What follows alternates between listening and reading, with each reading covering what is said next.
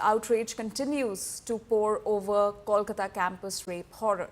Shocking revelations have emerged in SIT probe in South Calcutta gang rape case. Findings have revealed that the key accused Monojit Mishra stalked the girl since she joined the college, and he planned for days to torture the survivor. Not only this, two co-accused in the case, Zeb and Pramit, were also known to harass girls on the campus. They recorded videos of harassment and used it to blackmail the women.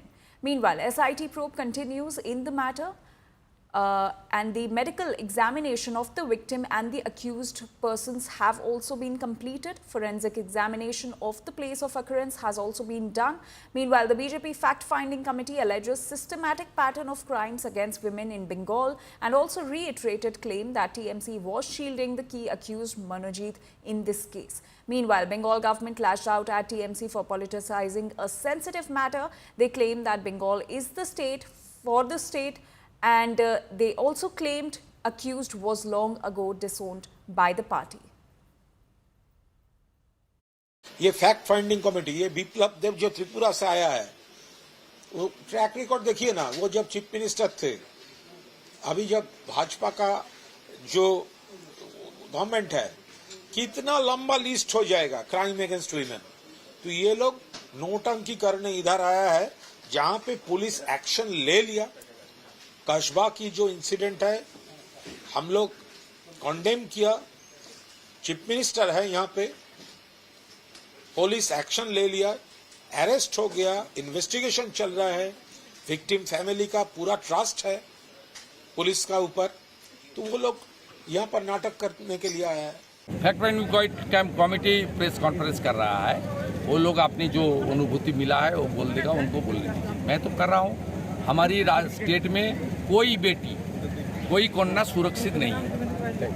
इस प्रदेश की एक अनियमितता ये रही है कि यहाँ पर जो अपराधीकरण है वो राजनीति का हो गया है और उन अपराधियों को शरण दी जाती है राजनीति के द्वारा, और उस शरण के माध्यम से उन सबके अपॉइंटमेंट किए जा रहे हैं कॉलेजेस के अंदर, और उसी एक्सेस का इस्तेमाल करते हुए वो इस तरीके की दुर्घटनाएं में शामिल हो रहे हैं और इस प्रकार का दुर्व्यवहार हमारी बच्चियों के साथ हो रहा है।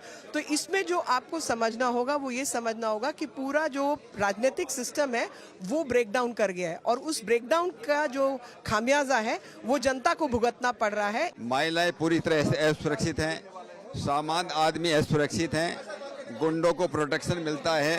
पूरी तरह से गवर्नेंस जो है फेल हो चुकी है। और जिस प्रकार से हम लोगों ने पुलिस कमिश्नर को भी सजेशन दिया है कि लोगों की शिकायत है कि FIR रजिस्टर्ड नहीं होती है। कम से कम महिलाओं का जो भी कोई केस है, महिला के ऊपर कोई राजनीति नहीं होना चाहिए, किसी प्रेशर में नहीं आना चाहिए, उनका फ्री FIR होना चाहिए, ईमानदारी से उसका इन्वेस्टिगेशन होना चाहिए।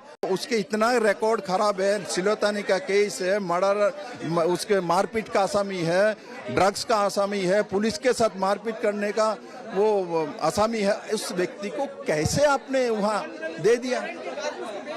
इसलिए नॉन बेलेबल, मैं तो बोल ही रहा हूँ, नॉन बेलेबल सेक्शन रहने के बावजूद भी उसको बेल मिल जाता है। तृणमूल के बड़े बड़े नेताओं के साथ उसका संबंध है और छात्र परिषद में सेक्रेटरी है, तो स्वाभाविक तौर पे ये state sponsored rape, state sponsored law and order को तो डाउन ही खुद किया जाता है। ये फैक्ट फाइंडिंग कमेटी इसीलिए भारतीय जनता पार्टी ने बनाई ताकि सच्चाई लोगों के सामने आ सके।